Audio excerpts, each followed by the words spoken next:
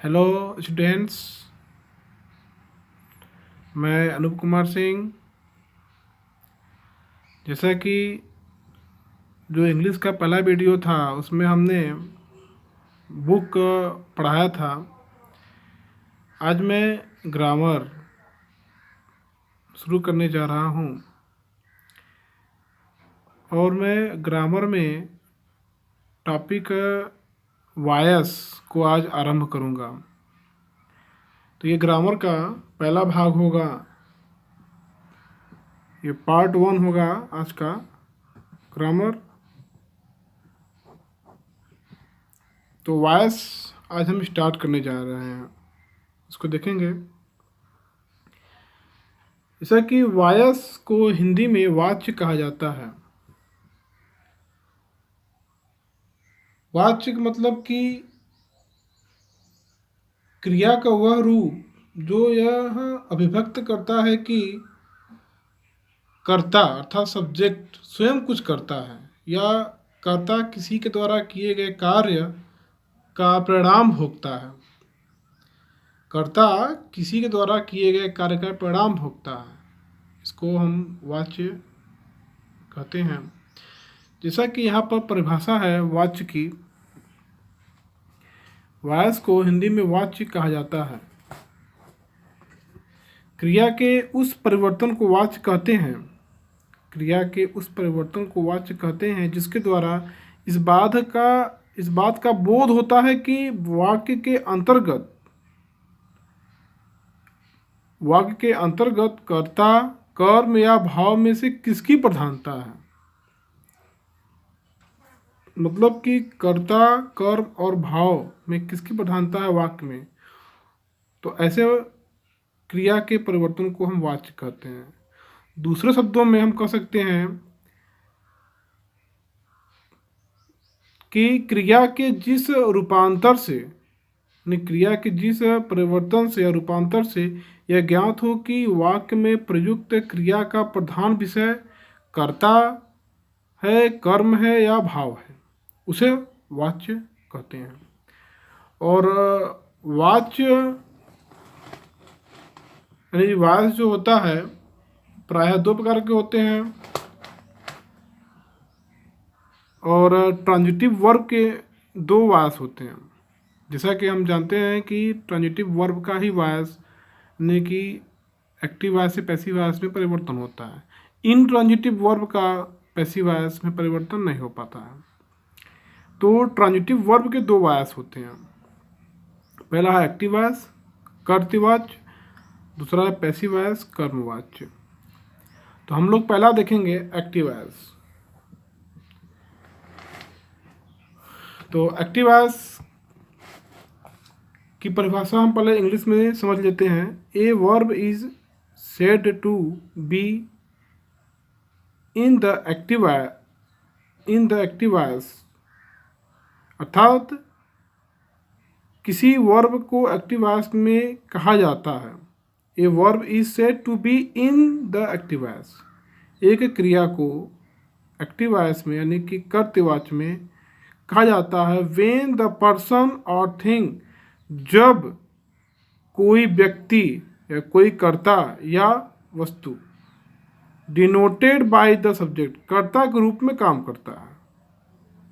जब कोई व्यक्ति या वस्तु कर्ता के रूप में कार्य करता है तो उसको एक्टिव वॉइस अर्थात कर्तृवाच्य कहते हैं। जैसे आई राइट ए लेटर, मैं पत्र लिखता हूँ। The driver is driving A taxi, चालक टैक्सी चला रहा है। शी ईट्स ए मैंगो, वह आम खाती है। इस प्रकार से ये एक्टिव वॉइस में कहे जाते हैं, क्योंकि क्रिया को एक्टिव वॉइस में कहा गया क्योंकि जब कर्ता अर्थात इसमें आई और ड्राइवर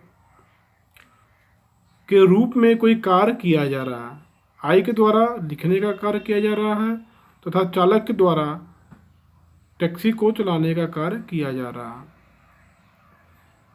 जब कर्ता के द्वारा कोई कार्य किया जा रहा है और वह कर्ता वस्तु के रूप में हो या फिर व्यक्ति के रूप में हो, तो ऐसे वाक्य को कर्तृवाच्य अर्थात एक्टिव वॉइस कहा जाता है। अब दूसरा प्रकार है पैसिव वॉइस। इसमें देखते हैं a verb is said to be in the passive voice when the person or thing denoted by the subject does not act but suffers the action done by something। अर्थात a verb is said to be in the passive voice, किसी verb को passive voice में, in the passive voice में कहा जाता है जब when the person और थिंग, जब व्यक्ति या वस्तु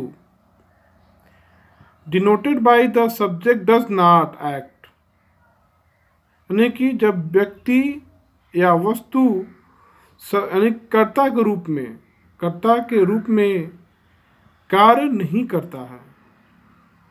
जब कोई व्यक्ति या वस्तु कर्ता के रूप में कार्य नहीं करता, डज नॉट एक्ट, कार्य नहीं करता, बल्कि suffers the action done by something, बल्कि वह क्या करता है, किसी समथिंग किसी व्यक्ति या वस्तु के द्वारा किए गए कार्य का परिणाम भोगता है। सफर्स माने भोगता है, परिणाम भोगता है। तो उसको हिंदी में भी देख लेंगे। किसी वर्ब को पैसिव वॉइस में कहा जाता है जब कोई व्यक्ति या वस्तु सब्जेक्ट के रूप में अर्थात कर्ता के रूप में कार्य नहीं करता, बल्कि किसी व्यक्ति या वस्तु के द्वारा किए गए कार्य का परिणाम भोगता है। जैसे हम जो एक्टिव वॉइस में बताए थे उसी का पैसिव वॉइस देखेंगे यहाँ पे। जैसे है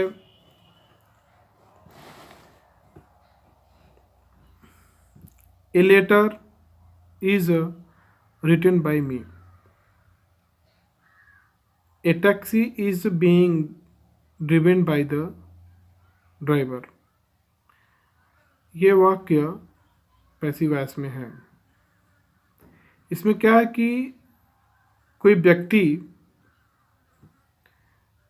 अर्थात यहाँ पर व्यक्ति मतलब जो यहाँ पर आई था एक्टिव वॉइस में, उसका मी जो ऑब्जेक्ट बना है, और यहाँ पर ड्राइवर जो था वह कर्ता के रूप में काम नहीं करता, बल्कि यहाँ पर ये कर्ता के रूप में, जैसे कि यहाँ पर ए लेटर है और टैक्सी है, ये कर्ता के रूप में काम नहीं करता, बल्कि यह किसी के द्वारा, जैसे मी के द्वारा ये पत्र लिखे जाने का परिणाम भोगता है। इसी टैक्सी है, चालक के द्वारा चलाया जाता है।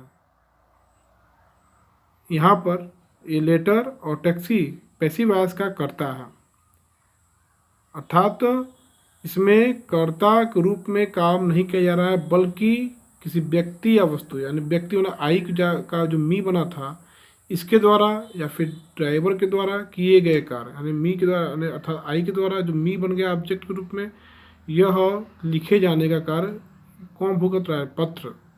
इसी प्रकार चालक के द्वारा चलाए जाने का कौन चलाया जा रहा है, टैक्सी चलाई जा रही है। तो इसमें व्यक्ति या वस्तु के द्वारा किए गए कार्य का परिणाम भोग रहा है कौन, ए लेटर और टैक्सी। इस प्रकार से ये पैसिव वॉइस में कहे जाते हैं। इसके बाद हम एक्टिव पैसिव वॉइस को एक डायग्राम के द्वारा समझेंगे। यहाँ पर हम एक डायग्राम देखते हैं। पहला है एक्टिव वॉइस। इसमें एक्टिव वॉइस में सब्जेक्ट है, वर्ब है और ऑब्जेक्ट है। इसमें राधा राइट्स ए लेटर, ये सब्जेक्ट है, राधा सब्जेक्ट है, राइट्स वर्ब है, ए लेटर ऑब्जेक्ट है। इनको बदला गया है पैसिव वॉइस में। तो देखिए परिवर्तन कैसे होता है, इस डायग्राम में बताया गया है। पैसिव वॉइस में जो ए लेटर था एक्टिव वॉइस का ऑब्जेक्ट, वो पैसिव वॉइस का सब्जेक्ट बन गया। इस तीर के द्वारा दिख रहे हैं यहाँ पर पैसिव वॉइस का सब्जेक्ट ए लेटर बन रहा है, राइट्स का इज रिटेन हो गया, यह थर्ड फॉर्म में आ गया, और ये ऑप्शनल एजेंट है, वैकल्पिक कर्ता, अर्थात जो कर्ता था वह यहाँ पर ऑब्जेक्ट के रूप में बाई प्रीपोजिशन के बाद राधा यहाँ पर ऑप्शनल एजेंट के रूप में कार्य करता है। तो ये इस डायग्राम को देखेंगे और हम इस प्रकार से वॉइस को समझने में कोशिश करेंगे। और इसमें देखना होगा कि एक्टिव वॉइस से पैसिव वॉइस में परिवर्तन करने के लिए वाक्य की बनावट तथा अर्थ का ध्यान रखना चाहिए। ट्रांजिटिव वर्ब का पैसिव वॉइस होता है, इसमें हमको ध्यान रखना होता है कि ट्रांजिटिव वर्ब का पैसिव वॉइस होता है। कभी कभी प्रॉब्लम आती है, जैसे कि जब कोई क्रिया अकर्मक होती है तो उसका पैसिव वॉइस नहीं बनाया जाता, सकर्मक क्रियाओं का ही पैसिव वॉइस बनाते हैं, अर्थात इंट्रांजिटिव वर्ब का नहीं बनता पैसिव वॉइस। एक्टिव वॉइस तथा पैसिव वॉइस के अर्थ में कोई अंतर नहीं होता, ये भी हमको समझना होता है, दोनों का अर्थ एक ही होता है। एक्टिव वॉइस और पैसिव वॉइस के अर्थ में कोई अंतर नहीं होता।